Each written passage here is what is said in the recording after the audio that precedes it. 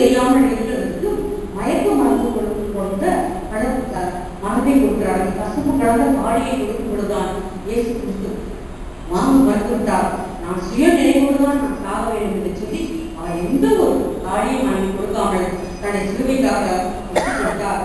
சிலுவையில் இயேசு கிறிஸ்து உச்சந்தலை முதல் உள்ளங்கால் வரை காயங்கள்.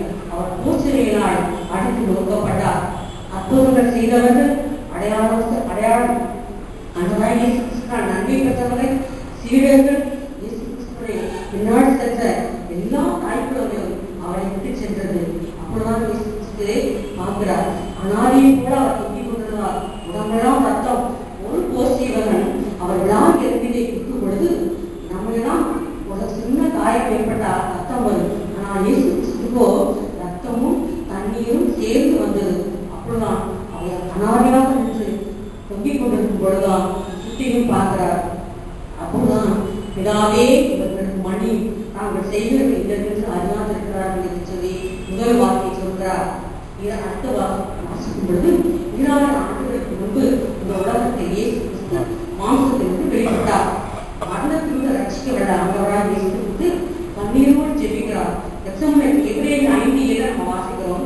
கிறிஸ்தவனை தோட்டத்துக்கு ஜெபிக்க செல்லும் பொழுது அவர் என்ன சொல்றாருன்னா, பிதாவை நோக்கியே ஜெபிக்கிறார். பிதாவே, நான் சிலுவையில் அறைய போகிறேன், எனக்கு முன்குடி சுட்ட போகிறார்கள், என்னை கொலை செய்ய போகிறார்கள், என்னை வாரினால் அழைத்து போகிறார்கள் ஆண்டவரே, நானும் உண்மைத்தான் நேசிக்கிறேன் ஆண்டவரே, நீர்தானே என்னை அனுப்புகிறேன் என்று சொல்லி அவர் பிதாவை மட்டும்தான் நினைத்தார்.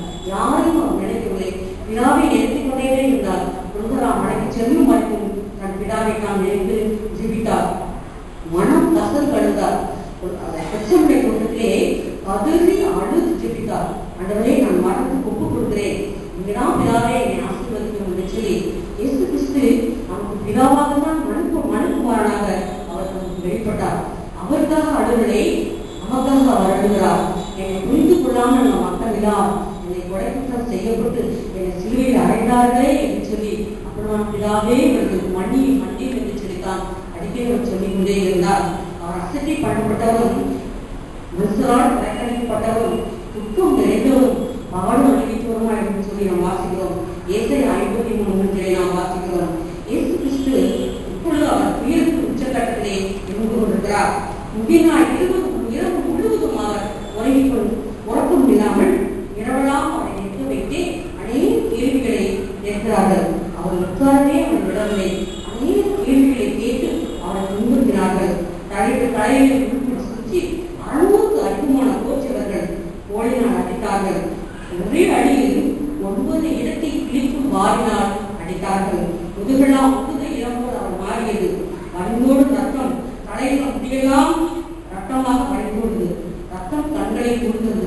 தாங்க ஒன்னான துயரமாக அவர் அழுது கொண்டிருந்தார், தவித்துக் கொண்டிருந்தார். மார்க் 15:12 நாம் வாசிக்கிறோம். ஆண்டவராகிய இயேசு கிறிஸ்து முந்தைய கிடந்தது என் மிகவும் நான் வேதனைப்படுகிறேன். எனக்காக பரிதவிக்கப்படுகிறவையா யாரும் கிடையாது, பிதாவை தர ஒருவரும் இல்லை என்று சொல்லி நாம் சொல்வதை பார்க்கிறோம். முதலாவது தேவனான இயேசு கிறிஸ்து பிதாவுக்கு முதலிடம் கொடுத்தார். எப்போதும் தன் பிதாவை பிரசன்னத்தையே வந்து கொண்டிருந்தார். எப்போது பிதாவை தன்னிடத்தில் பேசுவார், அவர் என்ன சொல்லுவார் என்று சொல்லித்தான் அவர் ஜெபித்துக் கொண்டே இருந்தார். இந்த உலகத்தில் 12வது வயதிலே அவர் தேவாலயத்துக்கு சென்று விட்டார். பெற்றோர்கள் பின்னும் சென்று என் மகனே நீ சென்றால் என்று கேட்கும் பொழுது சொல்றாங்க, நான் ஏன் என்னை கேட்கிறீர்கள், என் பிதாவுக்கு அடுத்த வேலை நான் செய்கிறேன், என்னை யாரும் என்னை கேடாதீர்கள் என்று சொல்லி லூக்கா 2:49 நாம் வாசிக்கிறோம். பிதாவின் வஸ்திரத்தையே விழுந்தார். பிதாவுடைய கனியே இருக்கவில்லை.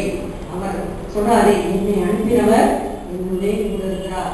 அவர் அழுது கொண்டே சிலுவையிலே மக்களை பார்த்து எனக்கு யார் என்று சொல்லி அவர் நினைத்து அவர் மனம் கலங்குகிறார். ஆனாலும் ஆண்டவராகிய இயேசு கிறிஸ்து பிதா அவருக்கு அவருடைய கரத்தினாலே அவருக்கு ஆறுதல் சொல்லிக் கொண்டே இருந்தார். அதனால இயேசு கிறிஸ்து எல்லா சூழ்நிலையும் இறைவனாகி தன் பிதாவுக்கே விரவம் கொடுத்தார். சிலுவையில் அப்படியே இருந்தான். மட்டுமல்லாமல் இயேசு பிதாவே என்று அழைக்கும் ஒரு சாதாரண மனிதன் இறைவனை கூவி நடக்கும் சத்தத்தை விட பிதாவே என்று தன் குமாரனாய் ரூபத்தில் தன் தெய்வமாக மாறாமல் மனித வடிவில் தேவகுமாரனாக காணப்பட்ட இயேசு கிறிஸ்து காணப்படாத இறைவனுக்கும்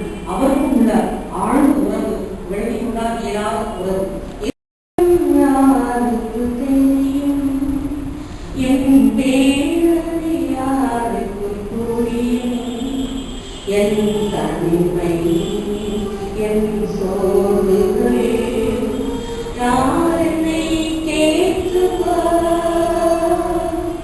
யார் என்னை கேட்குவார் அங்கே தெரியும் எனக்கு கடற்கரை தீபமோ பிதாவின் உள்ளத்தில் முகத்தின் வெளிச்சமே முகத்தின் வெளிச்சமே என் இதயம் யாருக்கு தெரியும் என் வேதனை யாருக்கு புரியும் என் தனிமை என் சோர்வுகள் யார் என்னை கேட்குவார் பிதா என்னை